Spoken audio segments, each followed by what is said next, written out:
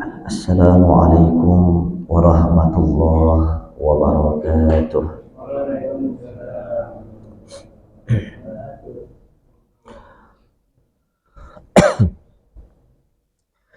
Al-Fatihah ila hadratin Nabi Muhammadin Rasulillah sallallahu alaihi wasallam wa alihi wa ashabihi wa azwajihi wa dhurriyyatihi thumma ila jami'i ikhwanihi minal anbiya wal mursalin wal awliya was salihin thumma ila arwahi amwatina wa amwatil muslimin khususan ila ruh muallif hadzal kitab al-mubarak anna Allah yaghfiru lahu wa liwalidayhi wa jami'i masyayikhihi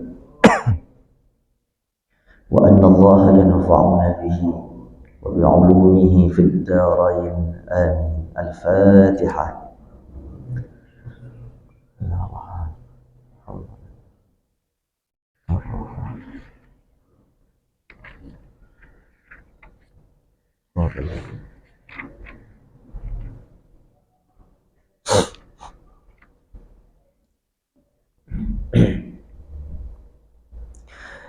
Bismillah walhamdulillah wassalatu wassalamu ala ashrafi khalqillah wa ala alihi wa sahbihi wa man tabi'ah hudah wa wala amma ba'du.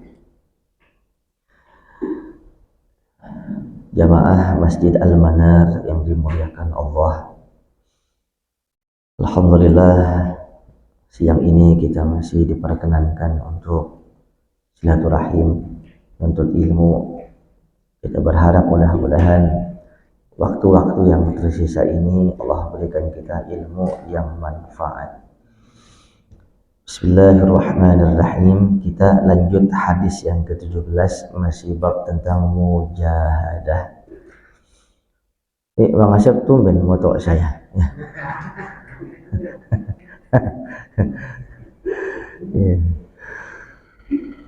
Ya, kita lanjut bab hadis ke-17. Bismillahirrahmanirrahim. Qala al-muallifu rahimahullahu ta'ala an Sa'id ibn Abdul Aziz an Rabi'ah ibn Yazid an Abi Idris al-Khawlani, dari sahabat Sa'id bin Abdul Aziz, dari sahabat Rabi'ah bin Yazid, dari Abi Idris al-Khawlani, an Abi Dzar Jundub bin Junadah, dari sahabat Abu Dzar Jundub ibni Junadah radhiyallahu anhu, semoga Allah ridha kepada beliau. Anin Nabi sallallahu alaihi wasallam qala, dari Nabi Muhammad sallallahu alaihi wasallam, fima yarwihi anillahi tabaraka wa ta'ala, dari apa yang beliau riwayatkan dari Allah tabaraka wa ta'ala. Jadi kalau ada hadis dari Nabi, dari apa yang Allah riwayatkan, itu namanya hadis qudsi. Apa beda hadis Nabi dengan hadis qudsi? Boleh. Kalau hadis Nabi semuanya, baik isinya, redaksinya, kalau isi itu artinya matan nih, redaksinya itu semuanya dari Rasulullah. Contohnya Rasulullah bersabda, innamal a'malu binniyat. Itu redaksinya, isinya itu dari Nabi. Tapi kalau hadis qudsi, redaksinya dari Nabi tapi intinya dari Allah gitu. Jadi dibilang Al-Quran bukan Al-Quran, dibilang hadis tapi dari Allah. Disebutnya hadis qudsi, hadis yang suci, kudus. Jadi Allah berfirman tapi melalui jalur hadis gitu ya. Lah bagaimana membedakannya Rasulullah? Mana itu ayat, mana itu wahyu, mana itu hadis qudsi? Kembali lagi, ini yang tahu cuma Nabi Muhammad sallallahu alaihi wasallam. Ini masuknya ayat Quran atau enggak, ini masuknya hadis kursi atau enggak, Rasul yang tahu. Annahu qala, bahwasanya Allah Subhanahu wa taala berfirman, ya ibadi, wahai hamba-hambaku, inni haramtu zulma, sesungguhnya aku mengharamkan kezaliman, ala nafsi, atas diriku, wa ja'altuhu bainakum muharraman, maka aku jadikan larangan itu kepada kalian juga, jangan dilakukan. Fala tazalamu, maka janganlah engkau berbuat zalim. Zalim itu kalau bahasa Kamus Besar Indonesia tulisannya bukan ZHOLIM, bukan, tapi lalim. Lalim. Zo itu la. Mohon maaf lahir dan batin, ya kan? Pul, ente belum ngopi nih, ente belum ngopi nih. Pandangan ente kosong, Pul. Anak khawatir masuk yang gaib. Dia melotot maksa ini. Yang penting gua tenggar dulu dah, ya. Iya. Orang bilang kita ustad, dia kan bukan. Kita kagak puasa, dia puasa. Kan canggih namanya. Subhanallah, ya. Jadi dia kurus bukan karena tekanan batin, bukan, jangan suzon. Jadi rajin puasa. Nah, ini kan begini kan dia ketawa tuh. Ya, jadi biar kagak ngantuk. Entar 5 menit ngantuk lagi ayo dah.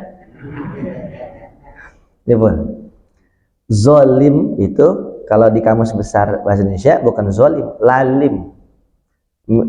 Mohon maaf lahir dan batin. Lahir dan batin bahasa Arabnya zohir dan batin. Telah lahir putra kami, bahasa Arabnya telah zohir. Zohara itu nampak. Zolim, lalim sama artinya apa? Aniaya. Lawanannya zolim, adil. Adil itu apa? Wada'u syai'in fi mahalli, menempatkan sesuatu pada tempatnya, itu namanya adil. Contohnya, saya punya uang, saya beli AC, uang saya, rumah saya beli AC, urusan saya. Masalah sama situ siapa? Enggak ada masalah sih bang, aneh aja. Di mana-mana orang kalau naruh AC di kamar, di ruang tengah. Terus urusannya apa sama gua? Abang naruhnya di WC, bukan pada tempatnya bang. Tuh. Ada nggak orang naruh AC di toilet? Ada nggak? Jadi keluar gitu kisuh. Ada nggak Ustadz Didi? Nggak ada. Tapi kalau umpamanya Ipul ini mau beli AC ditaruh di toilet, masalah nggak buat dia? Nggak masalah, bukan pada tempatnya. Namanya zolim. Tangan buat megang Al-Quran, kitab, jabat tangan, belai, bukan belai sejablay, bukan belai rambut istri, itu pada tempatnya. Tapi kalau tangan sampai nampar istri, itu bukan pada tempatnya. Ana alatufukum bin nisa, aku ini adalah makhluk yang paling lemah lembut terhadap wanita. Namanya zalim. Kaki buat ngaji, kaki buat silaturahim, buat dekat sama ulama, buat kerja. Kalau kaki udah masuk ke yang kalau kita lihat mah ya lupa mertua dah ya. Assalamualaikum. Nah, namanya zalim. Saudara, umur dikasih Tuhan untuk ibadah, untuk kerja, untuk yang positif. Tapi umur kebuang-buang. Main game boleh, ada waktunya, sekedar aja. Lah kalau main game dari pagi sampai subuh, itu namanya zalim, menempatkan sesuatu bukan pada tempatnya, memaksakan anak menurut data yang dimiliki oleh guru BP. BP itu apa? Badan guru BP, guru apa? Bimbingan dan penyuluhan. Nah, kan dia tahu karakter orang karena ada ilmunya kan, ilmu psikologi. Kata guru BP, anak bapak memang dilihat dari angka-angkanya bagus, hampir rata-rata 8, sekian. Lah itu kan bagus pak, kata orang tua. Saya pengen masukin anak saya ke IPA umpamanya. Pak, mohon maaf, pada akhirnya terserah bapak. Saya cuma memberikan satu masukan. Karakter anak bapak pintar, cerdas, tapi fokusnya bukan di IPA. Dia fokusnya di sini, bagus. Fokusnya di agama, bagus. Maka saran saya, jangan masukin ke IPA, masukin ke IPS. Faktanya di atas 8. Oh, kagak bisa. Pokoknya masuk IPA, maksain. Padahal guru tahu karakternya. Akhirnya masuk ke IPA, nggak bisa ngikutin, jeblok langsung. Ini sih. Maksain anak untuk pesantren. Oh, kalau kagak pesantren gua bagel. Awas ya. Jangan. Apalagi niat masukin anak pesantren biar jadi kiai, udah salah. Salah. Masukin anak pesantren biar jadi anak baik, biar jadi orang soleh. Lihat bahasa Al-Quran ketika mendidik Rasulullah. Rasul bersabda, man yuridillah bihi khaira yufaqihu fiddin. Siapa orang yang dikehendaki oleh Allah menjadi orang baik, Allah berikan pemahaman agama yang baik. Saya ulang sekali lagi, redaksi hadisnya, siapa orang yang dikehendaki oleh Allah menjadi orang baik. Bukan begini, siapa orang yang dikehendaki oleh Allah menjadi ulama, menjadi kiai. Enggak, orang baik. Satu saat fak dia, disiplin dia, bukan di ustadz, bukan di kiai, rupanya jadi pengusaha. Kan dasarnya baik, jadi pengusahanya bukan pengusaha yang zalim.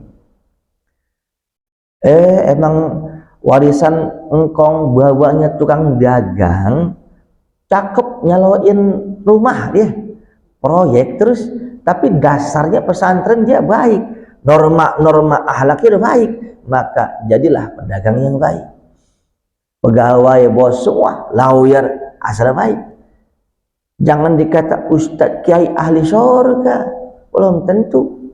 Apalagi dilihat zohirnya, asal bulan mulut ya kan, amplop banyak, amplop beruang, kulkas 3 biji kagak bisa nutup, engselnya pada rusak.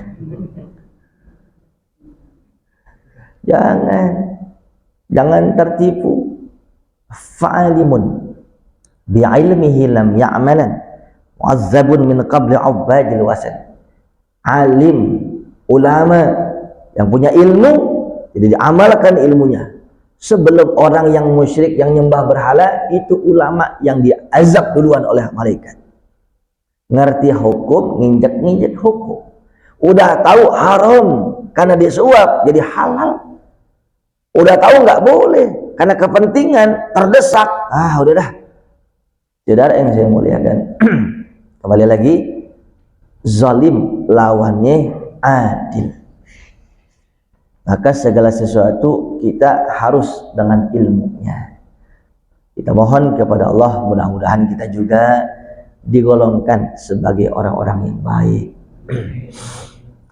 Ya ibadi, selanjutnya Allah berfirman, wahai hamba-hambaku, kullukum dhallun illa man hadaitu.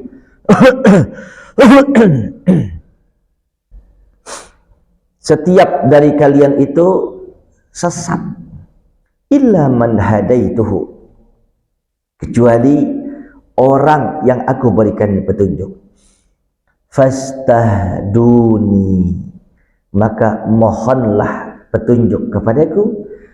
ahdikum, pasti akan aku berikan hidayah. Kita tanpa petunjuk Allah sesat. Kadang yang udah dapat petunjuk aja kagak dapat taufik. Kita sering sebut mudah-mudahan dia diberikan taufik dan hidayah, betul ya? Ada aplikasinya sebenarnya bukan taufik dulu, hidayah dulu baru taufik.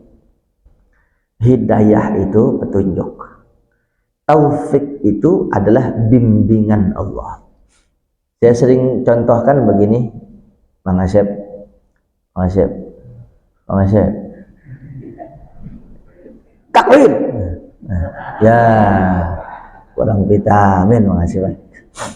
Ini Mang Asep nih, hidayah itu ibarat petunjuk jalan. Hidayah ibarat petunjuk jalan. Petunjuk jalan ini hidayah. Contohnya kalau kita dari Ahmad Dahlan nih, jalan Ahmad Dahlan, umpamanya. Kalau lurus ke Mestik, nih malam minggu nih, 11, lurus ke Mestik. Kalau ke kiri ke Kebayoran Lama, kalau ke kanan Mahakam. Jelas ya? Lurus Mestik, kiri Kebayoran Lama, kanan Mahakam. Tuh. Umpamanya Odik karena suka keluar malam dia, nggak tahu jalan umpamanya, tapi tahu daerah-daerah begitu gitu ya. Jalan nih dari dalam terus lompatan, tujuannya masih sektor yang dipegang.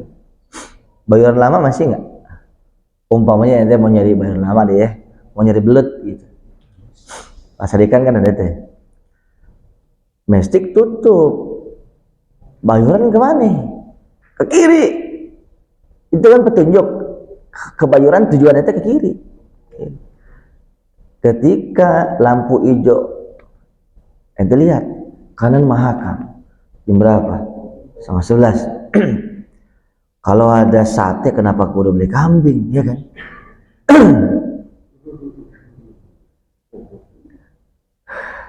Ini pada aja sih, ilaha illallah. Akhirnya dia mampir dulu beli sate, mampir 11:30 sampai 2:30 lumayan ya kan. Yang penting lembangan subuh udah ada belut tuh di rumah gitu. Ke kanan, kanan. Itu namanya orang dapat hidayah, kagak dapat taufik. Tujuan ente kan ke Kebayoran, petunjuk, ikutin. Kenapa harus negong dulu ke kanan? Orang tahu kalau korupsi itu nggak boleh, kan petunjuk di Quran. Jelas? Ente hidup apa sial dunia akhirat? Nggak boleh di Quran. Biarin dah dikit. Masih muda ini, ntar taubat udah tua aja. Itu namanya orang dapat hidayah, nggak dapat taufik. Jelas? Fala yaghtab ba'dukum ba'dha. Hidayah di Quran. Jangan suka gosip, jangan suka gibah, apalagi fitnah. Hidayah di Quran. Semuanya bukan muslim, semuanya muslim. Are you muslim?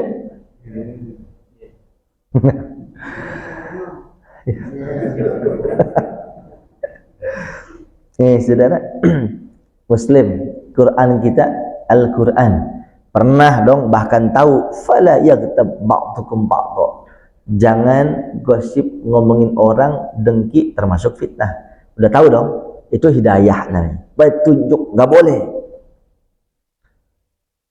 Tapi faktanya menggunting di dalam lipatan, menjegal kawan seiri, serigala berbulu domba.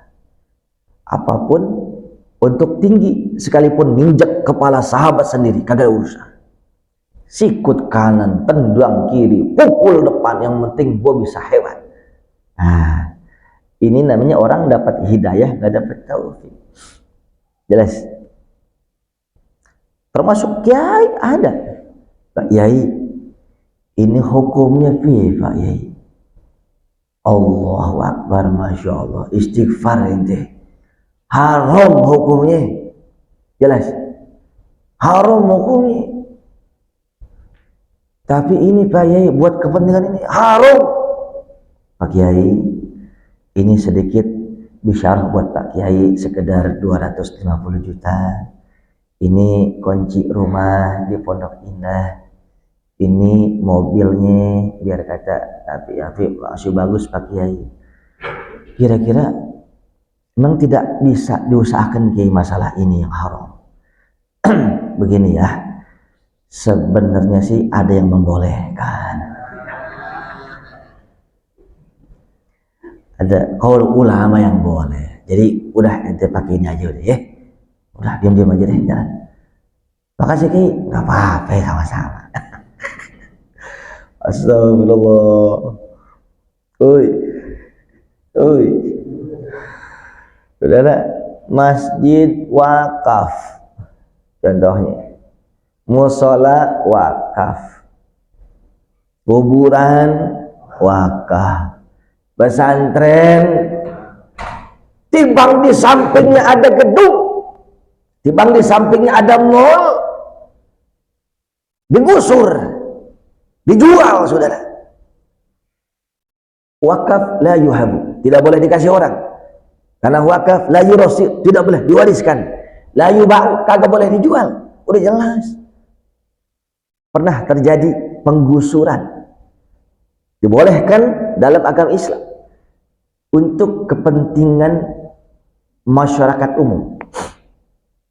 Kuburan atau masjid, mushola digusur. Untuk apa? Ini kepentingan masyarakat. Kalau kagak digedein ini kali, wah, terus-terusan akan banjir umpamanya. Sepakat semua ulama mengatakan tidak ada intrik-intrik swasta. Kan bisa jadi kan atas dasar kepentingan pemerintah umpamanya, padahal di situ ada dari swasta. Nggak boleh. Oh, itu nggak boleh. Membesarkan kanal banjir kanal timur umpamanya itu kan kemarin banyak yang kegusur. Ada lagi kuburan kegusur karena untuk udah kagak bisa, pasti macet kalau situ mah berjam-jam. Maka sepakat ulama istikharahnya, kemudian fatwanya dibolehkan. Begitupun masjid dengan ketentuan masjid, mushola, tanah wakaf yang digusur itu wajib dibangun lagi masjid, mushola, pesantren. Yang pertama lebih besar, lebih bagus. Yang kedua strategis. Jangan di ujung kulon, di pinggiran empang lu bikin. Itu gak boleh. Itu yang dibolehkan digusur tanah wakaf aja ada syarat-syaratnya. Apalagi tanah wakaf dijual buat mall, dijual buat apartemen, uangnya masuk. Yang RT, yang RW semua bersekongkol. Ini sih di negeri antah barantah soalnya. Bukan di sini sih nggak ada ya. Orang lagi ngaji siapa yang mau ngobek sih? Assalamualaikum. Itulah dia. Udah tahu tanah wakaf tuh kagak boleh diobrak-abrik. Karena susah. Butuh. Gimana Pak Kiai? Haram hukumnya. Lu belum ngerasain mati sih, kata dia. Kiai, lu kalau udah mati digusur, waduh sakit, kagak boleh, haram hukumnya. Pak Kiai, saya punya kenalan nih, namanya Angel. Ya. Wah, bohai juga kan. Sedikit Pak Kiai, barang 500 juta ya untuk dakwah lah ya. Pak Kiai, apa tidak bisa diusahakan Pak Kiai agar proyek ini tembus?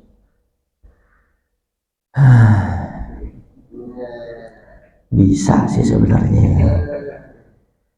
Ada ulama yang masih membolehkan, tapi jangan bilang dari saya ya. Ya Allah, nih akhir zaman sudah dibaca sama Nabi Muhammad, udah dibaca. Akhir zaman orang Islam, ulama-ulamanya akan menerima ajaran Islam kal qabid alal jamrah, kata Nabi. Seperti orang yang megang bara api. Ada yang kuat megang bara api?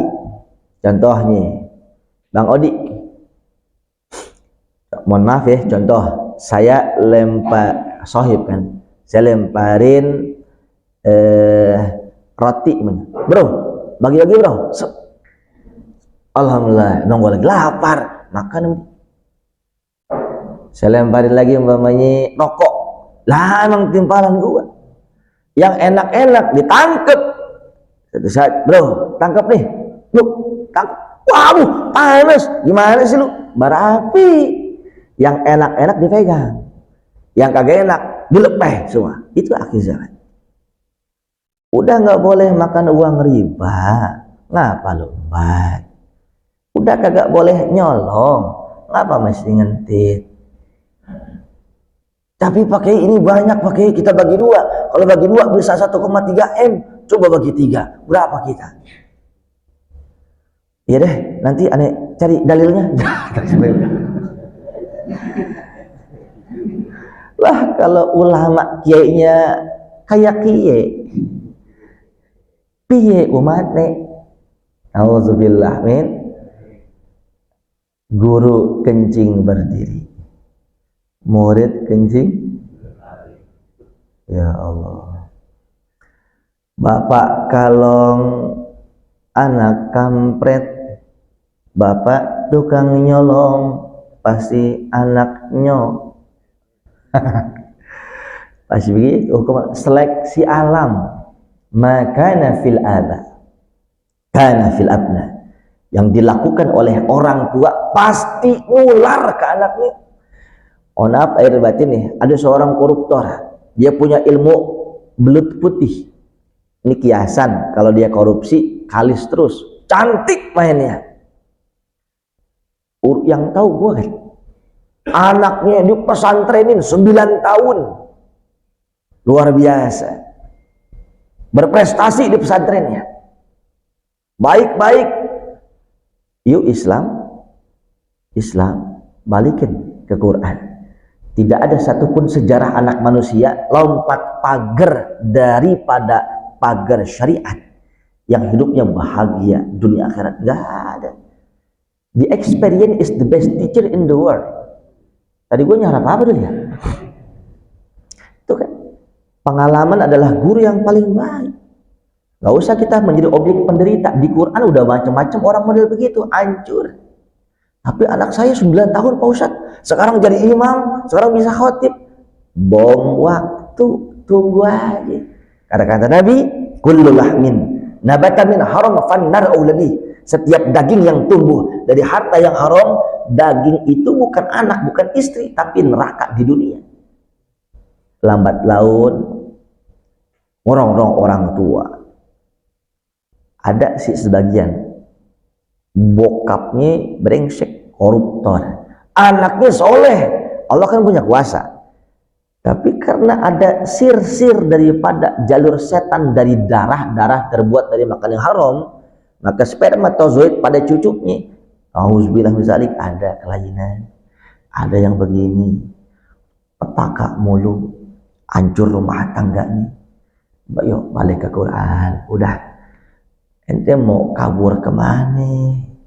Umur kagak lama. Kita akan kembali ke sisi Allah. Biar sabar.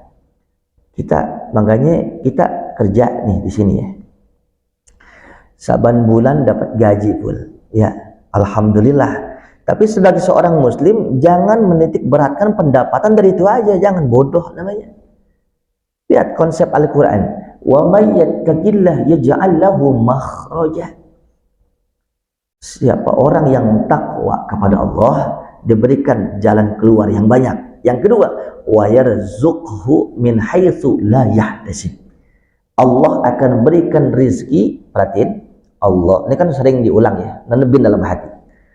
Orang yang takwa, Allah akan berikan rizki dari jalan yang kagak pernah disangka, kagak pernah masuk akal. Wallah, ini bukan saya orang yang takwa, saya udah ngalamin berbagai macam hal-hal yang kira-kira di luar kemampuan kita. Saudara, saya kan PTT, saya mah pengangguran tingkat tinggi. Saya nggak punya kantor, Pak, nggak punya bos, gaji kagak, ngajar air putih doang. Kagak maju mata. Orang mah peninggalan. Tuh, sama gaji-gaji ini semuanya antumnya kan begaji semua ya kan. Mau gede-gede banget badan nih begaji. Tiap bulan transfer, tiap bulan terima gaji, belum yang pensiun, terus tak.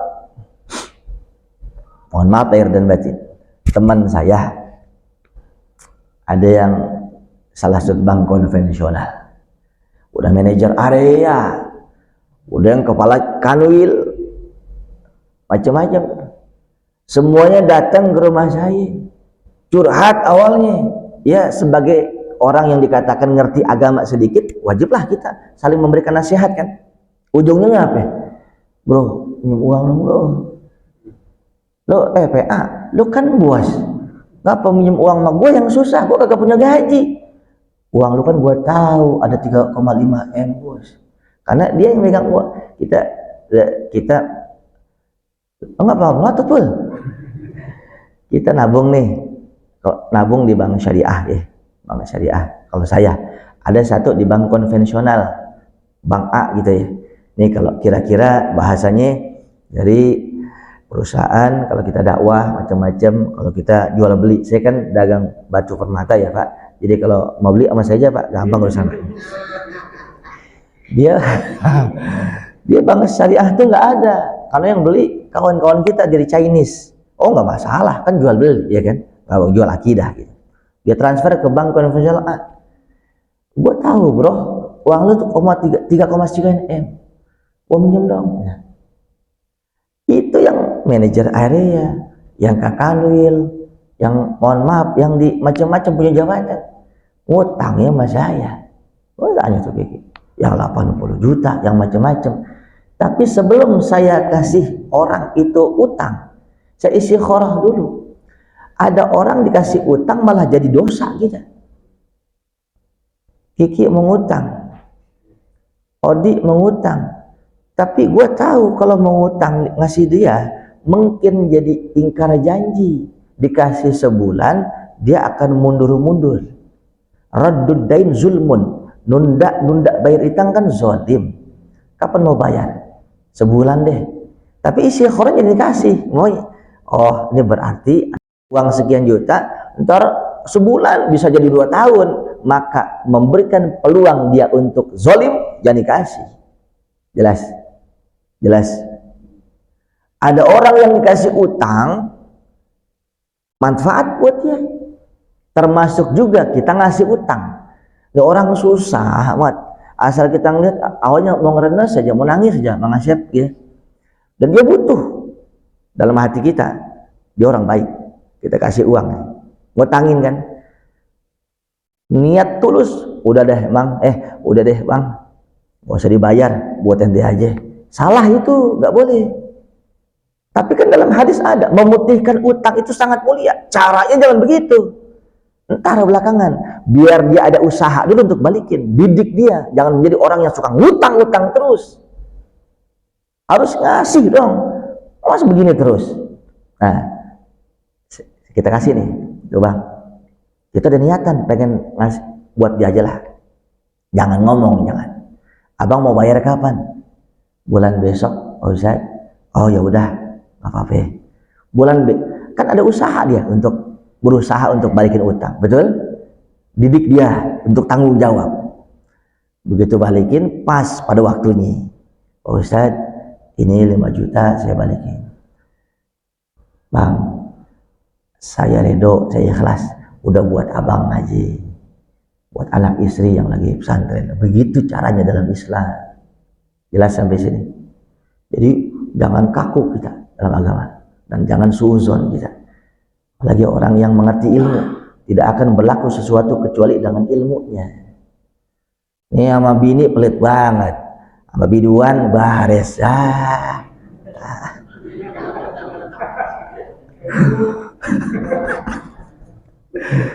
Assalamualaikum. Anak bini pelit banget, sama orang nyohor, sama bini lo melo-melin, sama bini orang lu bercanda ya. Assalamualaikum. Sama orang lu waris, emak bapak lu perhitungan, kagak bakal ada kita tanpa ada bapak, tanpa ada emak. Ya Allah, ya ini buat saya yang suka khilaf, cuma pintar ngomong doang. Auzubillah min zalik. Makanya Majlis Al-Manar ini udah tertipu sama saya, karena saya cuma pintar ngomong doang. Emang ente tahu anda bagaimana? Ya kan? Ketipu semua, tapi pada percaya aja. Mudah-mudahan ya, doain saya biar jadi orang yang baik. Insya Allah. Kalau ini kayaknya hadis panjang nih suatu Ridwan, hadis panjang. Jam 2 saya ada acara di Jalan Opir dekat sini. Saya mau izin dulu ya.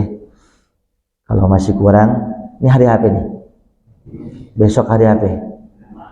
Besok Jumat, lusa hari apa? Hari Sabtu 12:30 nonton TV One.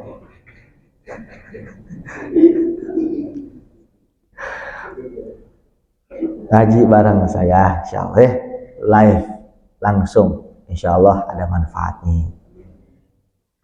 Kata Syekh Hasan Asy-Syadzili rahimahullah ta'ala, syiarkanlah, tampakkanlah ibadah-ibadah kalian sebagaimana orang-orang bodoh bangga dengan menampakkan maksiat mereka. Itu yang ngomong wali. Kalau bahasa kita, setiap ibadah kita, momen-momen positif kita, share di medsos, silahkan share. Kalau orang yang buka aurat aja bangga, yang maksiat aja bangga, yang menyalahi asusila ada bangga, diekspos. Kenapa? Lu kagak bangga sama lu punya ibadah. Ustaz, bukankah itu ria?